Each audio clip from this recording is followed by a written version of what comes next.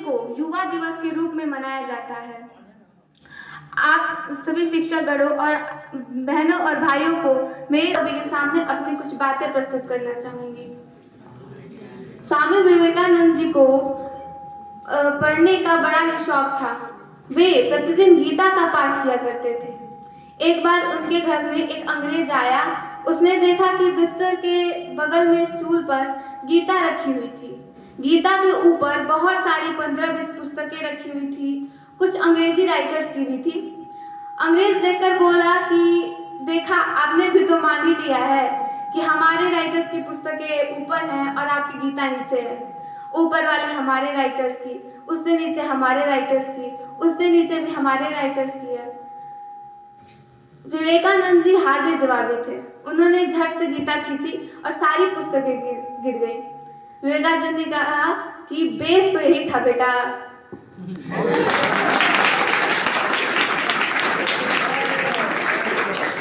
विवेकानंद जी के गुरु रामकृष्ण परमहंस जी थे। रामकृष्ण परमहंस जी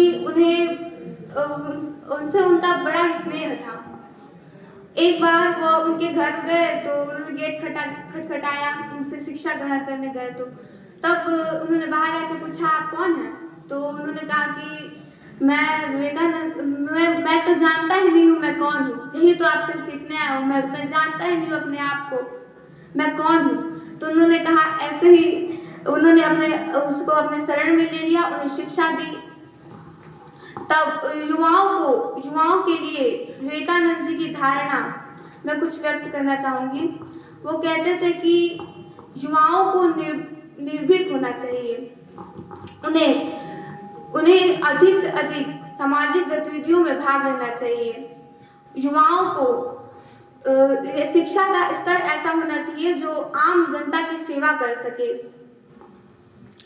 युवाओं को जीवन में अपनी आध्यात्मिकता का भाव रखना चाहिए और जो भी काम को उन्हें करने के लिए जो भी काम को करने का निर्णय लिया है उसे उचित समय पर पूर्ण कर लेना चाहिए।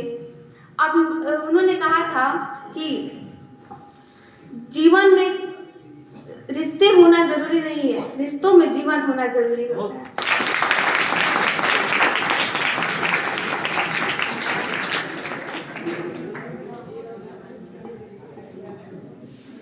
उन्होंने कहा था कि अपने दिल और दिमाग के सदैव टकराव में अपने दिल की बात सुनो।